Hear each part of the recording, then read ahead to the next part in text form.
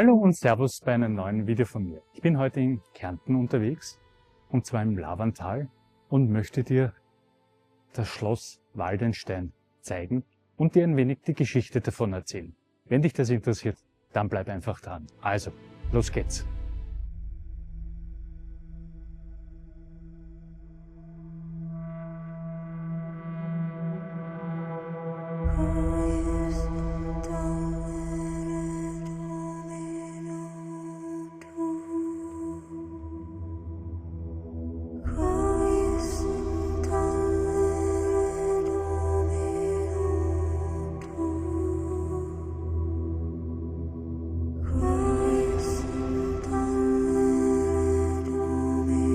Zwischen den historischen Orten Bad St. Leonhard und Wolfsberg, eingebettet in die sanften Hügel des nordöstlichen Kärntens, liegt ein Bauwerk, das Jahrhunderte von Geschichte in seinen Mauern verbirgt: Schloss Waldenstein.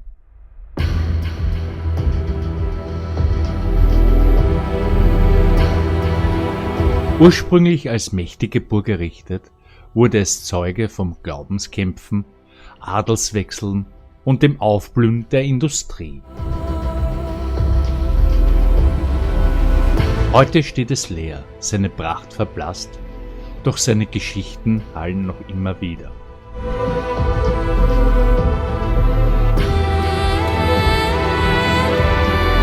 Die Geschichte von Schloss Waldenstein beginnt tief im Mittelalter. Um das Jahr 1150 wurde es im Auftrag des mächtigen Bistums Bamberg als Burg errichtet. Seine strategische Lage in einem Seitental des Lavantals auf etwa 760 Meter Höhe ermöglichte die Kontrolle wichtiger Handelsrouten. Über Jahrhunderte hinweg, vom 12. bis 17. Jahrhundert, waren die Herren von Ungart von Sonneck die treuen Lehnsträger und Besitzer von Waldenstein.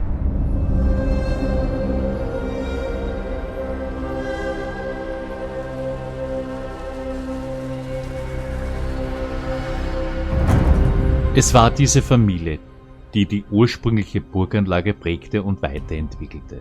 Im 15. Jahrhundert ließen sie die Burg zu einem repräsentativen Schloss im gotischen Stil umbauen.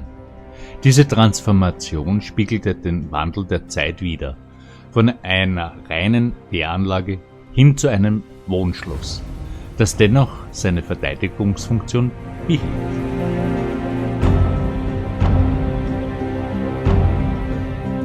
Im 16. Jahrhundert wurde Schloss Waldenstein zu einer unerwarteten, aber bedeutenden Zentrum der Reformation.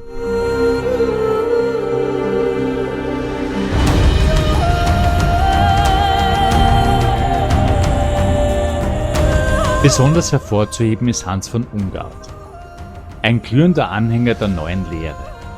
Er investierte den Großteil seines beträchtlichen Vermögens in eine Druckerei in Urach bei Tübingen.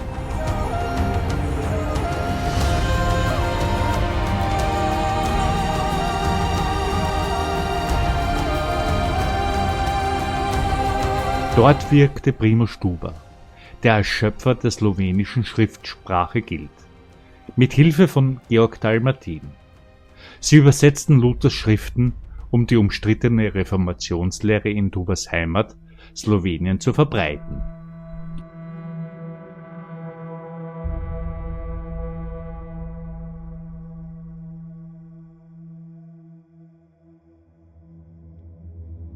Als die Druckanstalt in Urach aufgelassen wurde, kursierten Gerüchte, dass eine Druckerpresse sowie wertvolle glagolitischen, kyrillischen und lateinischen Lettern nach Waldenstein gebracht wurden. Was danach mit dem Druckmaterial geschah, ist jedoch ungewiss.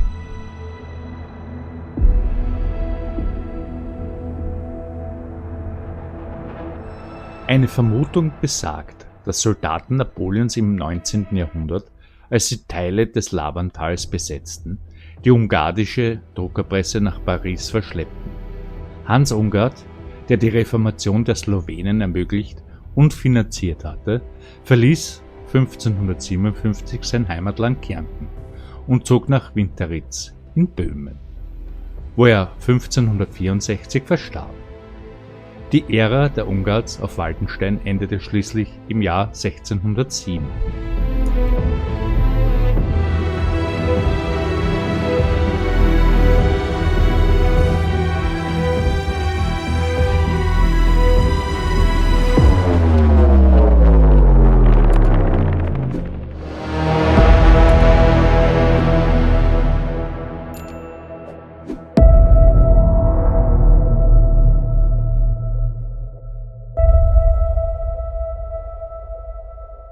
Nach dem Tod von Simon Ungnad im Jahr 1607 ging die Herrschaft Waldenstein an seine Enkelin Margarete Elisabeth, Landgräfin von Hessen, über.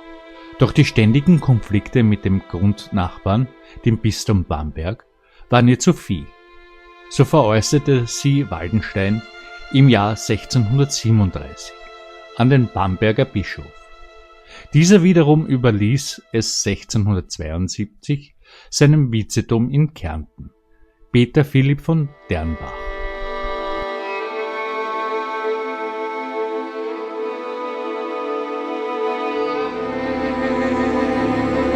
Eine weitere wichtige Besitzphase begann im Jahr 1700, als das Gut in den Besitz des Grafen Rudolf Franz Erwein von Schönborn überging.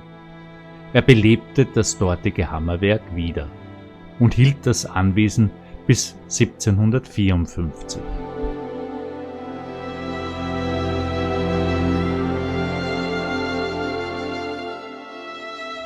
Von seinem Enkel Hugo Damian von Schönborn ging der Besitz im Jahr 1803 an den Wolfsberger Eisenhändler Johann Michael Ofner über.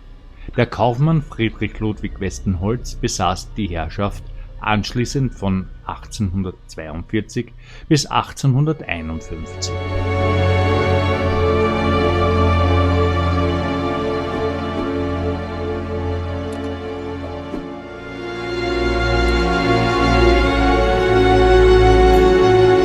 Der Wolfsberger Josef Ritter von Rainer-Habach vertonte hier ein Gedicht von Johann Thaurer Ritter von Gallenstein. Dieses Lied, tief verwurzelt in der Schönheit Kärntens, wurde 1911 offiziell zum Kärntner Heimatlied erklärt. Eine verbleibende Verbindung des Schlosses zur Identität des Landes.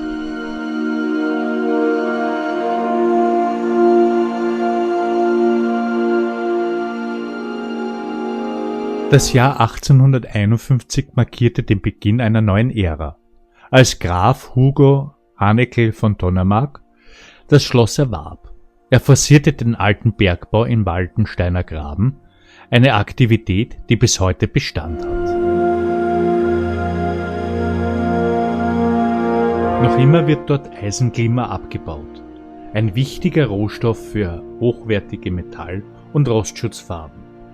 Schloss Waldenstein wurde somit Teil eines industriellen Erbes.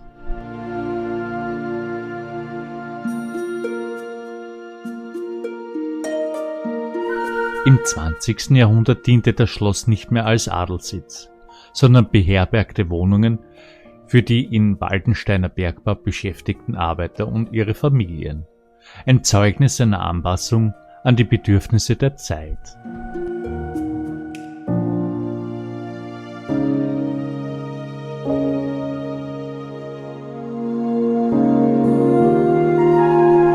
Heute steht Schloss Waldenstein unter Denkmalschutz und ist ein Eigentum der Kärntner Montanindustrie GmbH. Doch trotz seines historischen Wertes steht das Schloss heute leer und verfällt zunehmend.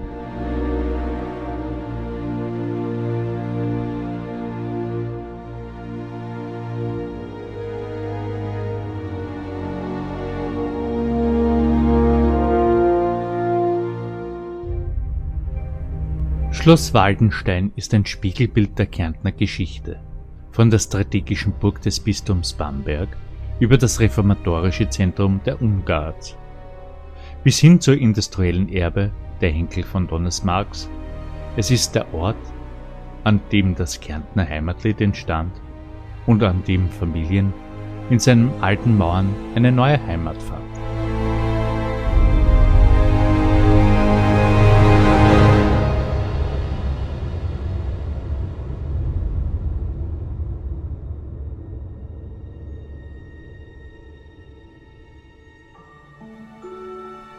Doch heute steht es als Mahnmal für die Vergänglichkeit. Seine leeren Fensterhöhlen und bröckelnden Mauern erzählen von seiner bewegten Vergangenheit und von der dringenden Notwendigkeit, solche historischen Schätze für kommende Generationen zu bewahren. Möge Schloss Waldenstein nicht ganz in Vergessenheit geraten und eines Tages seinen alten Glanz zurückgewinnen.